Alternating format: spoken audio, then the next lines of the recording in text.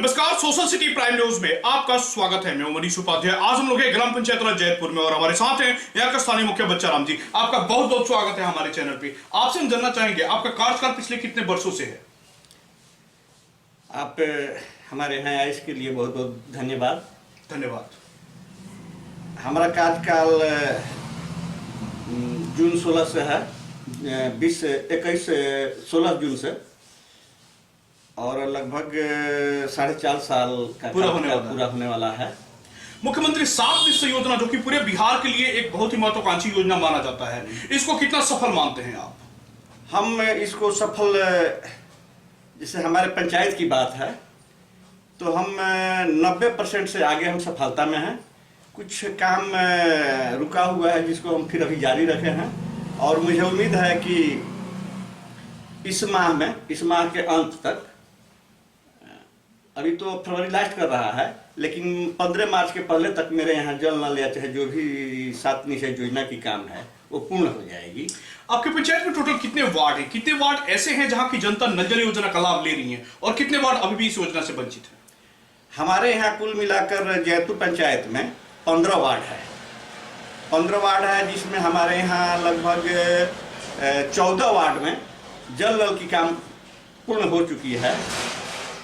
Ward number 2 में वहाँ की कुछ पब्लिकों द्वारा कार्य को बाधित किया गया है, जिसके चलते वह काम बाधित है, जिसके चलते वहाँ की वार्ड संख्या 2 का वार्ड सदस्य, कुछ लोग जो उनको बाधित किए उन पर FIR किए हुए हैं। इसमें पुलिस वेरिफिकेशन भी हुआ है, लेकिन अभी काम बढ़ नहीं पाया है।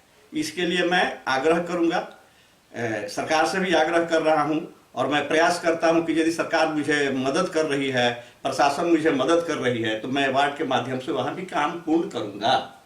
तो क्या किस तरह की परेशानियां आ रही हैं जिसकी वजह से उस पे FIR हो गया? और परेशानियां वहां इस प्रकार की है कि प्राइवेट पब्लिक की जमीन है और जमीन का डिमांड किया गया है, लेकिन वहां आपसी निजी स्वार्थ या चाहे निजी विद्रोह के लिए जो लोग अपना मनमानी करना चाहते थे कि मैं जो चाहूँ वही होगा, या जो आप काम करा रहे हैं इसमें कमीशन मुझे मिले, तो इसके लिए वहाँ काम बाधित किया गया। और वार्ड ने ऐसा कहा कि मैं पैसा कहाँ से दे पाऊंगा, काम इसमें अधिक है, मैं काम हो या नहीं हो मैं पैसा नहीं दे पाऊंगा, जिसके चलते वो काम बाधित है। शिक्षा और चिकित्सा, जो कि समाज का एक बहुत ही महत्वपूर्ण अंग है, इसकी क्या स्थिति आपके पंचायत में? हमारे यहाँ शिक्षा और चिकित्सा के विषय पर यदि हम बात करें तो हमारे यहाँ प्राइमरी स्वास्थ्य केंद्र जो है, तो एक प्राइमरी स्वास्थ्य केंद्र है, वहाँ पर NM लोग आती हैं, और जो बच्चों या लेडीज या मतलब बहुत बढ़िया डॉक्टर की व्यवस्था नहीं है। NM आती है, कुछ महिलाओं की अपना वहाँ जो है सो सप्ताह में दवा ववा देती हैं। हमारे यहाँ हमारे पंचायत के बगल में दाऊदपुर पंचायत है, जहाँ प्राथमिक स्वास्थ्य केंद्र है, वहाँ भी डॉक्टरों की व्यवस्था अच्छा नहीं है, जिसके चलते अच्छा स्वास्थ्य लाभ के लिए मुझे छपरा या प्रखंड लेवल माझी में जाना होता है। और शिक्षा की जहाँ तक बात है, तो शिक्षा की स्तर तो निश्चित तौर पर गिरा है। मैं इस बात को स्वीकार करता हूँ कि शिक्षा का जो है सो स्तर गिरा हुआ है, और कोरोना काल में कुछ शिक्षा तो और चौपट हो गया। इस कोरोना काल में विद्यालय बंद हो गया, शिक्षकों की कमी रही है, ये तरह की हमारे यहाँ असुविधाएं दिखाई देती है, जिसके चलते मैं शिक्षा पर बोलूँगा कि शिक्षा की स्थिति हमारे यहाँ अच्छी नहीं है। जन वितरण प्रणाली की क्या स्थिति है आपके? हाँ, जन वितरण प्रणाली के जहाँ तक सवाल है, तो जन वितरण की प्रणाली के कुछ डीलरों द्वारा मनमानी की जाती थी, जो सूचना मेरे पास ग्रामीण जनताओं के द्वारा, उपभोक्ताओं के द्वारा आती थी। मैं फिर बीच में जन वितरण प्रणाली की दुकानदारों से मैंने मीटिंग किया और उनको हिदायत किया कि इस तरह की किसी प्रकार की शिकायत मुझे मिलेगी तो मैं अपने ऊंचे स्तर पर शिकायत करूंगा, निश्चित तौर पर आप लोग को दुकान का मैं सस्पेंड करवा दूंगा।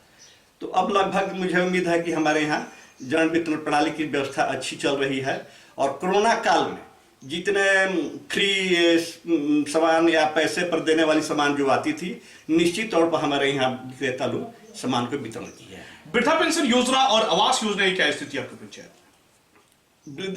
वृद्धा पेंशन योजना की स्थिति यहाँ है कि मेरे कार्यकाल से पूर्व जो वृद्धा पेंशन किया गया था तो उसमें लगभग 250-300 आदमी का पेंशन बंद कर दिया गया, जिसके हम लोग तह में गए तो पता चला कि आधार कार्ड से जो लिंक हुआ है तो आधार कार्ड में कहीं कमी है, कहीं नाम कहीं यादव का राय हो गया है, कहीं राय का यादव हो गया है।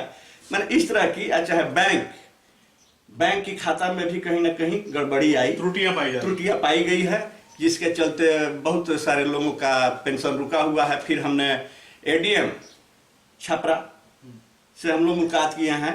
प्रखंड लेवल पर जब काम नहीं हुआ तो मैं छपरा एडीएम से बात किया था। एडीएम साहब भी जांच में हमारे यहाँ आए हुए थे और उन्होंने आश्वासन दिया कि आपके यहाँ पूर्ण रूप में सभी को पेंशन दी जाएगी।